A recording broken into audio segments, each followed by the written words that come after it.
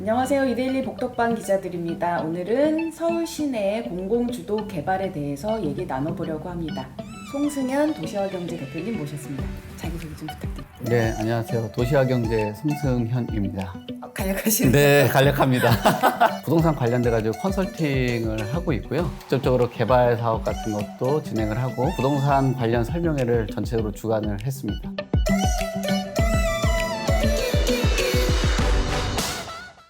많은 분들이 부동산에 관심 있는 분들은 역시 영등포를 관심을 제일 많이 가질 수 있을 것 같아요. 역하고 굉장히 가까운 입지고, 사실 서울 2030 도시 기본계획을 보면은 3개 도심이 있는데 그 안에도 역시나 부합되는 입지가 영등포라고 볼 수 있고요. 또 최근 주거 트렌드를 봤을 때도 직주 근접이 가장 중요 포인트가 되잖아요. 그 중에서도 역시 영등포가 여의도하고의 인접성이라든지 이런 부분을 봤을 때는 가장 우수하다라고 볼 수가 있겠습니다. 지금 역시나 그 연신내 주변 일대를 볼 수가 있겠죠. 불광동 저층 주거단지, 이곳이 연결성이 굉장히 큽니다. 규모도 갖춰져 있고요. 그렇게 된다면 이것 또한 그 민간 사업을 추진하는 것을 희망하지 공공에서 사업을 진행하기는 좀 어려울 것으로 보여지고요. 금천구 가산동 같은 경우는 주변에 지벨리를 비롯해서 여러 가지 일자리가 좀 잘 갖춰져 있습니다. 또 광명도 굉장히 인접해 있는 지역으로 손꼽히고 있고요. 그래서 금천구 가산동 가산 디지털 역세권 사업 같은 경우도 사업성을 떠나가지고 입지적으로 봤을 때는 굉장히 좋은 지역이라고 평가를 해볼 수가 있고요.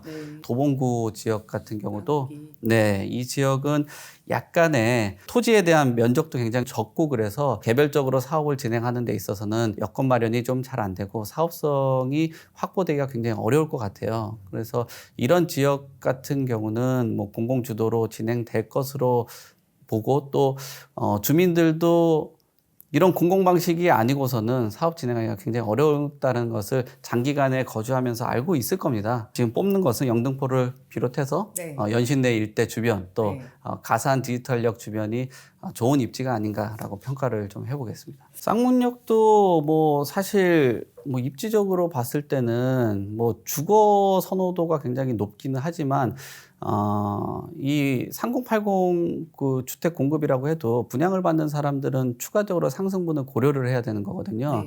근데 지금의 사업 안에서는 특정한 개발, 서울 중심에 있는 여러 가지 개발 호재가 있겠지만 쌍문동은 다른 그 개발 사업에 비해서는 조금 파급력이 좀 약한 그런 사업들만 있기 때문에 좀 힘이 그렇게 강할 것으로 보기는 좀 어렵고요. 오히려 저 개인적으로는 창동 일대, 이곳이 오세훈 시장이 좀 지금 유력한 상황에서도 4도심으로 구성을 한다라는 그런 포부를 내비쳤습니다. 그리고 많은 사람들이 이 지역 일대에 계신 분들이 미래의 큰 먹거리 사업으로 보는 것이 이 창동 차량기지 인근이라고 보여지거든요. 그 사업을 봤을 때는 창동 일대도 괜찮은 사업지라고 볼 수가 있겠습니다. 근데 은평구도 예전하고 다르게 그렇게 저렴하지는 않아요.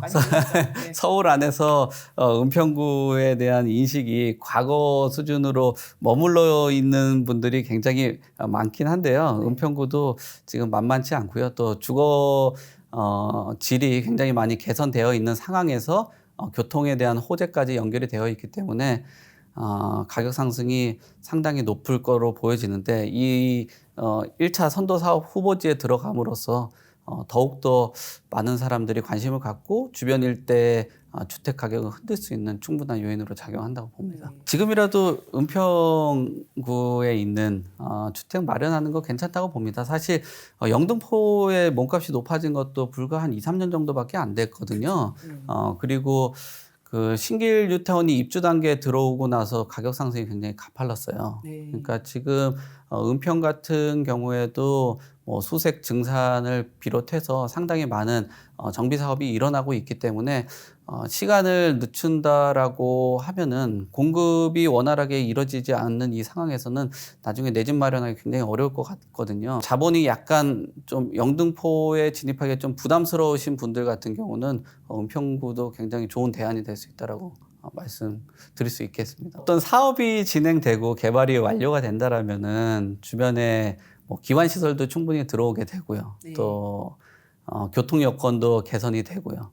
또 주택에 있어서 주변의 정주 환경도 굉장히 많이 변하게 된다라면은 그 주변의 집값이 들썩일 수밖에 없습니다. 그래서 단순히 뭐 새 집이 아니더라도 그 주변에 기축 아파트라든지 뭐 개발을 기대를 해볼 수 있는 다세대 주택이라든지 네. 또 개량을 할 수 있는 단독주택 같은 경우도 네. 몸값이 올라갈 수밖에 없죠. 예. 지금 이 사업 후보지 인근으로는 우리가 과거 토지거래 허가 구역으로 묶이고 나면 그 주변 일대가 굉장히 집가 상승이 가파르게 올랐거든요. 네. 그런 것처럼 이 주변이 후보지로 지정이 됐기 때문에 많은 사람들의 이몫을 끌었고 또 가치 상승에 대해서도 기대감이 굉장히 크기 때문에 주변 일대 집값이나 땅값이 굉장히 높아지지 않을까라고 판단이 됩니다.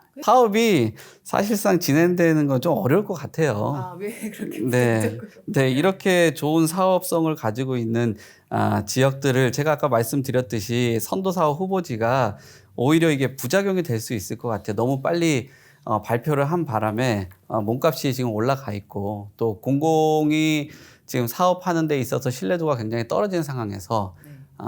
지금 민간에 대한 그 수용, 민간에 대한 그 사업의 그 기대감도 굉장히 커져 있고요. 또 정부 여당과 또 야당 같은 경우도 한 목소리를 지금 내고 있는 상황입니다. 뭐 재개발 사업에 대해서는 민간의 적정한 개입이 있어야 된다라고 생각을 하고 있는 상황이기 때문에 지금 몸값이 높아진 특히나 이런 영등포 일대, 창동 또 연신내 일대가 과연 몸값을 낮출 정도의 인센티브가 될 것이냐, 과연 그 인센티브를 주고도 주거 쾌적성이 떨어지고 또 입주하고 나서의 자산 가치 상승에 대해서도 고민을 해볼 텐데 네. 그 부분에서는 사업 진행은 조금 어렵지 않을까라고 판단을 해볼 수가 있겠죠. 공공 재개발은 조합 방식으로 이루어지는데 3080 같은 경우는 수용 방식이고 네. 또 그 공공 재개발 같은 경우는 주민들이 신청을 한 상황이고 네. 3080 플러스 지금 요번에 나온 것은 주민들이 신청을 하지 않고 지자체들이 원해서 한 사업이기 때문에 3080 플러스의 물량을 기대하는 것보다는 공공 재개발의 물량을 조금 더 기대를 해보는 게 좀 더 맞지 않을까라고 생각하죠. 우선적으로 보면은 한강 주변에 있는 주택들도 공급이 되고 있어요. 뭐 천호 A1-1 구역 같은 경우는 한강하고 굉장히 인접해 있고요. 네네. 또 본동 구역 같은 경우도 뭐 흑석동이고 노들역하고의 좋은 역세권이고 바로 한강하고 굉장히 인접해 있고요. 또 금호 23구역 같은 경우도 강남하고 인접되어 있는 지역에 한강변에 인접한 지역이기 때문에 가장 괜찮은 지역이 아닌가라고 평가를 해볼 수 있고요. 그렇게 규모가 크진 않겠지만 숭인동이나 충정로 1, 네. 홍은 1 같은 경우도 도심하고의 연계성이 굉장히 괜찮기 때문에 이런 지역들은 만약에 진행이 된다라고 하면은 충분히 노려볼 만한 지역이라고 생각이 되고요. 또 세대수가 많은 역시 제가 아까 강조했었던 영등포 일대 신길 1 같은 경우도 한번 노려보면은 좋은 지역이라고 보여집니다. 또 동대문에 있는 전농 9 같은 경우도 최근에 동대문의 분위기가 사실 만만치 않거든요. 굉장히 괜찮거든요. 네.